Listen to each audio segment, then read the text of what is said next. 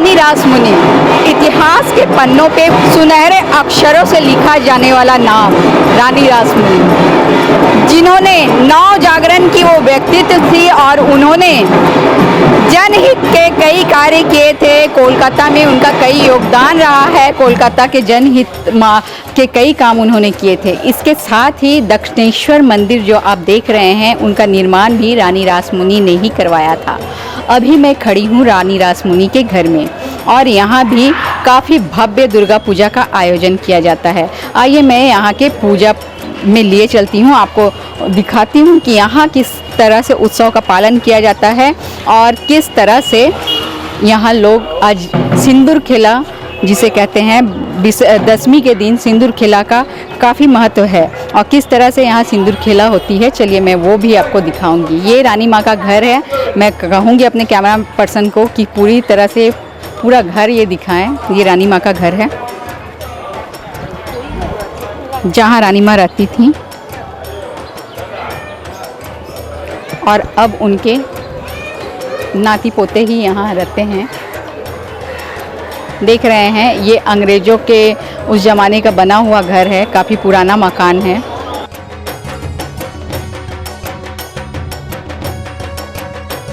यहाँ कोलकाता के जान बाज़ार इलाके में कई इस तरह के कई मकान है, कई राजबाड़ी है जो इनके अभी नाती पोते यहाँ पे रहते हैं और यहीं पर दुर्गा पूजा का भव्य आयोजन किया जाता है। जैसा कि आप मेरे पीछे यहाँ देख रहे हैं, माता दुर्गा की मूर्ति रखी हुई है। हालांकि आज विजयदशमी है। विजयदशमी के दिन माता के बोरन जिसे कहते हैं, माता को अभी फूल मिठाई और खिलाया जाएगा। सिंदूर लगाकर माता को विदा करने की तैयारी की जाएगी। जिस तरह से बेटियां अपने जब ससुराल जाती हैं मायके से, उनको मुँह मीठा किया जाता है, उन्हें सिंदूर लगाकर विदा किया जाता है, ठीक इस तरह से यहाँ पे अभी माता का बोरन किया जाएगा। इसके बाद महिलाएं जो हैं एक दूसरे को सिंदूर लगाएंगी और अपने पति की लंबी उम्र की कामना करेंगी। नमस्ते, मेरा नाम निवेदिता हाजरा है। फिलहाल तो ये 4 दिन का पूजा है नहीं, ये 10 दिनों का पूजा है। महालया के अगले दिन से हम लोग का बोधन घर में पूजा स्टार्ट हो जाता है। जैसे प्रतिपद होता है, द्वितीया, तृतीया, चतुर्थी, पंचमी, षष्ठी, सप्तमी, अष्टमी, नवमी और दशहरा है।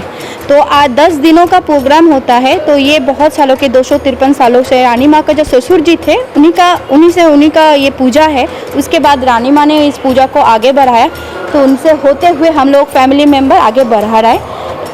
होपफुली और भी आगे चलता रहेगा, जैसे फैमिली बढ़ते रहेगा चलते रहेगा। जी, रानी माँ के यहाँ कई सारे मकान हैं, तो क्या सब जगह इस तरह से? रानी माँ का एक ही मकान है। जैसे जैसे फैमिली बढ़ता है तब सब लोग देखिए, फैमिली बढ़ने से तो मेंबर भी बढ़ जाते हैं, तो जैसे जैसे मेंबर बढ़ते सब अपना अपना कर लेते हैं। इसीलिए एक ही मकान, जब रानी माँ का टाइम था तो एक ही मकान था, पूरा एक ही था। तो अभी जैसे कि रानी माँ का 4 लड़की है, तो 4 लड़की डिवाइड हो गया ना, 4 पोजीशन। एक लड़की का तो देहांत हो गया था, तो बाकी तीनों में से जैसे ये हाजरा बाड़ी है, बगल में चौधरी बाड़ी है, उसके बगल में दास बाड़ी है। तो तीनों लड़कियों का तीनों मकान अभी पार्टीशन हो चुका है। जी, तो आज दशमी है, दशमी के बाद जैसा आज माता का विसर्जन करेंगे, तो इस दौरान आप लोग सुबह से क्या कुछ तैयारियां करते हैं दशमी के दिनों? दशमी के दिनों से सुबह का ऐसा कुछ है नहीं। जैसे कि सुबह का दशमी का पूजा होता है, उसके बाद माँ का तैयार किया जाता है विसर्जन के लिए। वह सुबह का पूजा में जैसे हम लोग का घट जो होता है वो विसर्जन किया जाता है पहले।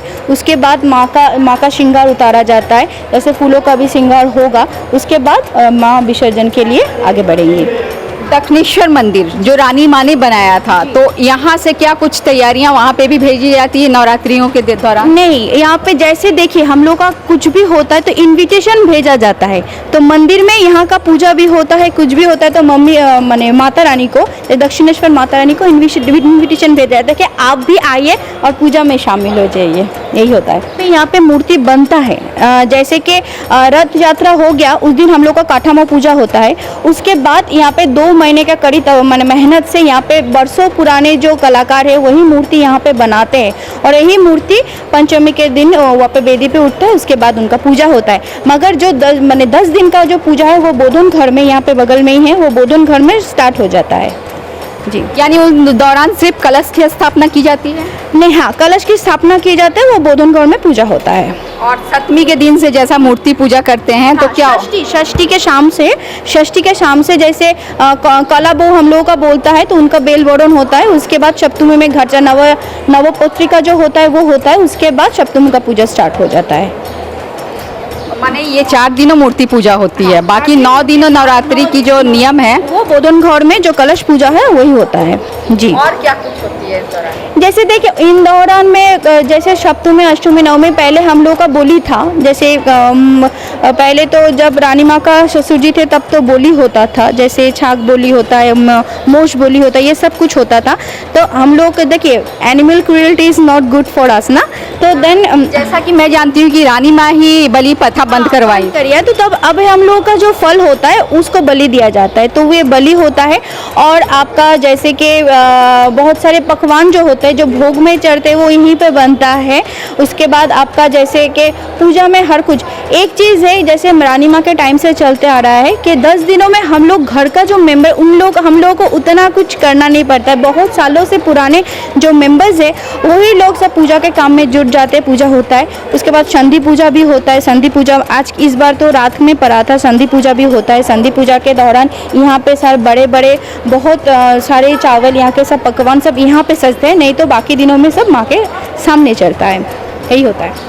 तो देखा आपने किस तरह से यहाँ पे 9 दिनों की तैयारियाँ होती है। यहाँ ही मूर्तिकार आकर मूर्ति अपने हाथों से बनाते हैं और फिर उसी मूर्ति की पूजा की जाती है, कहीं और से मूर्ति नहीं लाई जाती है। तो काफ़ी खास तैयारियाँ यहाँ नवरात्र के दौरान और दुर्गा पूजा में होती है। चलिए हम आगे आपको लिए चलते हैं और सिंदूर खेला के बारे में भी आपको बताएंगे कि किस तरह से यहाँ सिंदूर खेला मनाया जाता है।